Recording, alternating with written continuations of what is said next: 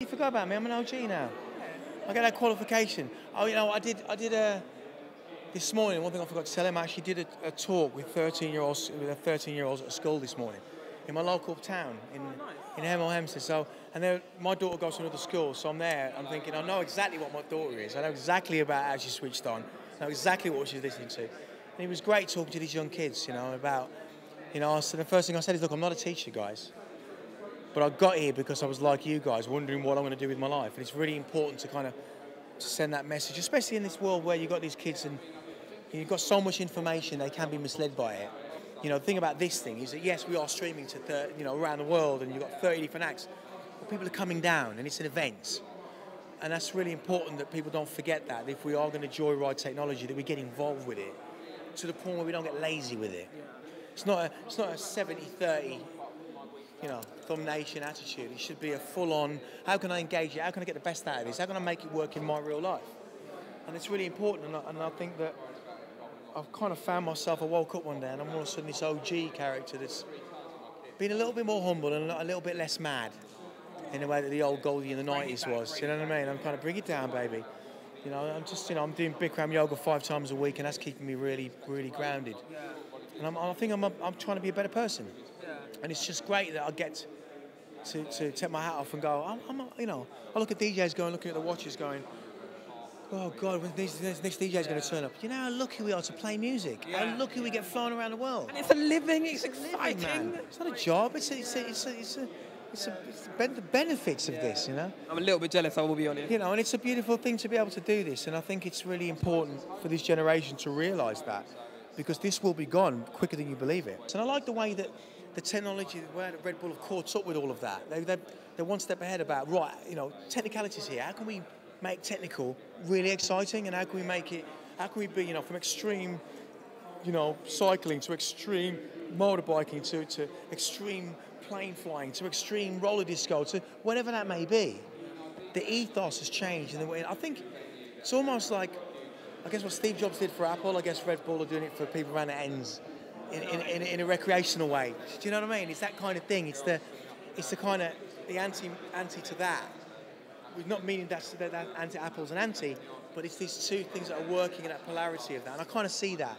It's a very hands-on event. When you talk about Red Bull, you go, you think it's got to have some beans, right? It's got beans. It's got to have something in it. So it's not going to be just sitting there and going, okay, I want to go get the new album. I want to buy, consume.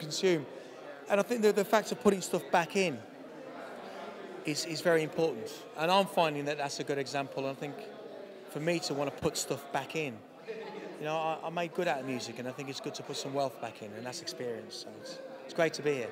Goldie, what's your secret? Everyone wants to know. You've been current for so long now. It's like, how do you stay in an industry which changes so quickly, so rapidly? In the 90s it was drugs. In the noughties it was vodka. Right. And in the 2000, where we are now, it's Bikram Yoga. It's brilliant. The way forward. It really is. I practice 5 days a week. If you ever want to come, go to So Hot Yoga. Very hot though, isn't it? You get over it, man. Believe me. Once you get over that hill, the benefits, and it's a really good thing, because someone like me, who thought I could never do anything like that, when you're in the middle of that session and you're sweating an hour and a half, when you get to the standing series and you just finish and your heart is coming out of your chest, I look at that and I go, if I cut that off, how much would I pay to get that high? And just before we go, I know you're half Jamaican, right? Yeah, man. So going back to the roots, we'll go back to the roots a little bit. He's doing a jig for us, guys, check it out. Yeah. But how do you feel about Jamaica's 50th year of independence, and how has the music influenced your... Well, I think, when I look at growing up in New Jersey, 12 years old, listening to Steel Pulse, Marley, the influence of UB40. When I first heard King and that British influence, and it's come from Jamaica. My father came here, he worked in the foundries, he worked in Leeds, he worked at Dagenham. And, he had a woman in every port, and it was all that, and then there's a whole bunch of mixed race kids going around, and like, is that not politically correct me to say that? Or mixed heritage. Of mixed heritage. And there's a lot of us, from me and Dynamite and all that. There's so many people. And we are that generation that is mixed and matched, and we, we're the people used to call me a mongrel when I was growing up. But I think the beautiful thing about the whole heritage of that is that Jamaica from Studio One, our music wouldn't be here if it wasn't for Studio One. Yeah. You know, cutting dubplates wouldn't be here if it wasn't for Jamaica, and the ethos of all of that. Yeah. And I carried that with the Blue Note. I carried that with Metalheads. Metalheads, people forget, is a metal, a round disc of metal with a head on it. It's a dubplate. You know, and I looked at that. I looked at Jazz Shaka. I looked at Tubby, Skipper and Lippy.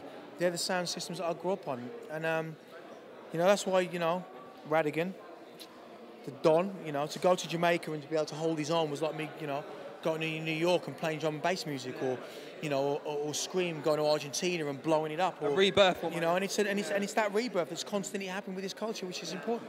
443 feet, the London Eye. Is that the highest you've ever been while performing? No, I did Mount Fuji, which is a lot higher than that.